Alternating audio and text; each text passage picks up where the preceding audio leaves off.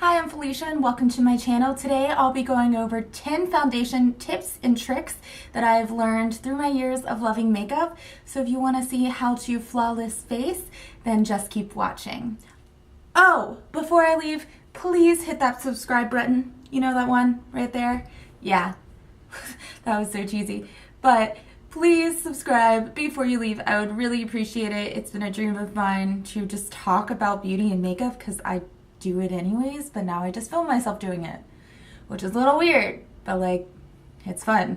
So please subscribe. Anyways, let's get into it. Number 1, skincare.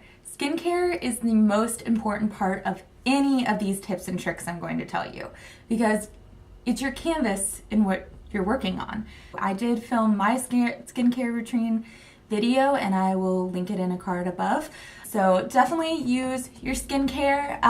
Let that sink in before you go in with your makeup products. Being an oily girl, letting that moisturizer sink in while I go and do my hair has made a huge difference in my foundation staying on all day and me not getting as oily. Tip number 2, use primers.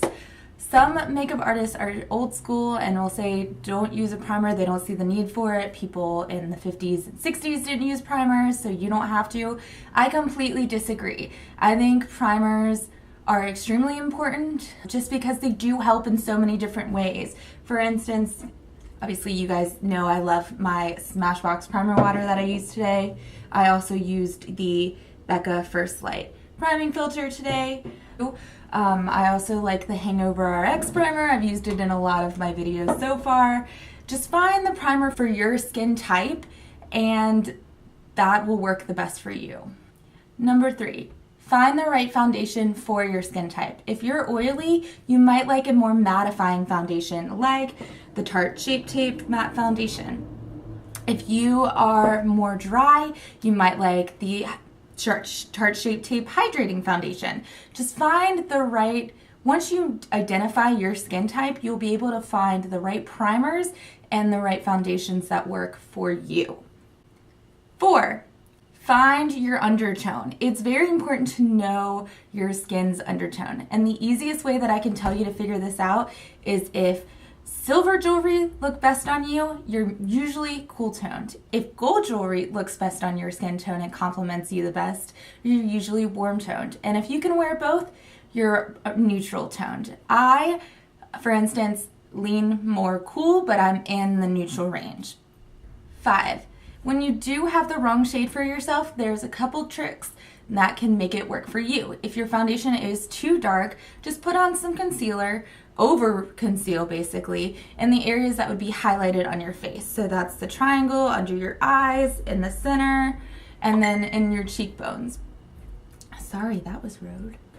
And then if your foundation is too light, bronze up the skin. Take a bronzer, put it in that 3 shape, maybe a little bit on your nose. Don't go too crazy. You don't want to look like you're sunburnt or an Oompa Loompa, but just bronze up the skin and that you won't be able to tell that that foundation was too light for you.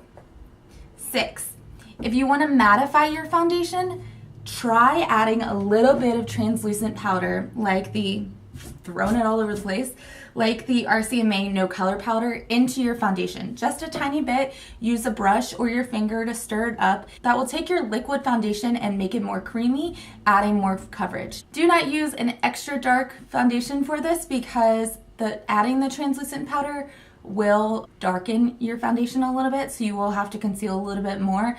But it's a great tip that I've learned that if I'm keeping my makeup on all day and I want it to last even longer, because I am so oily, using that method to mattify it really helps me out. Number 7, if you want to make your foundation dewier, you can add an oil. I'm using the Drunk Elephant Morocco oil. Same thing, put it on my hand, add a drop of the oil, mix it together. This I have found makes your foundation a little darker as well, so make sure you're using a lighter foundation for you to match your skin tone when you're all done with it. This will make your foundation look dewy and luminous. Number 8, If you don't have a BB cream but don't want a full coverage foundation, you can take your full coverage foundation and mix it with some moisturizer that you have, and that will thin it out, and so you'll have more like a BB cream or a CC cream or a tinted moisturizer instead of going and having to buy your own BB cream or CC cream or tinted moisturizer. You can take that full coverage foundation that you just had and thin it out for you in a day that you don't want a full coverage face. 9.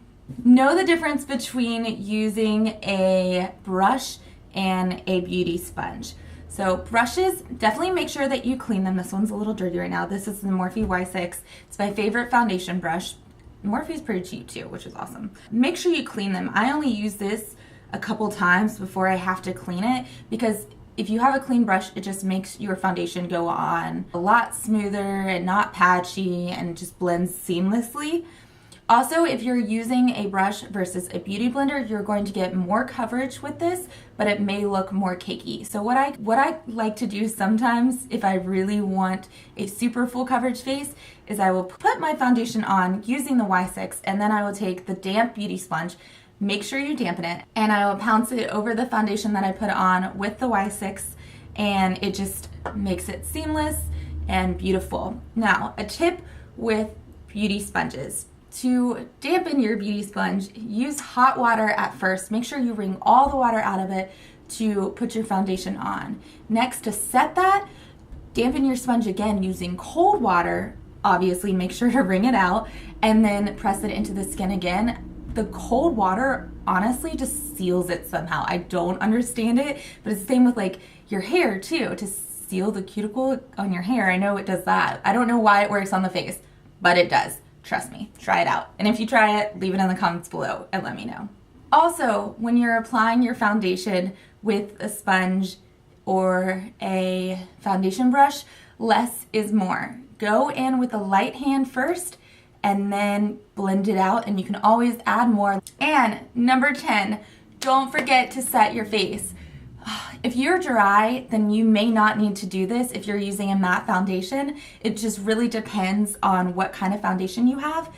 But I'm oily as heck, and I use setting powder to set my foundation. I just buff it in. Obviously, don't use too much like I did and have to go back because, you know, the RCMA packaging is not the cleanest.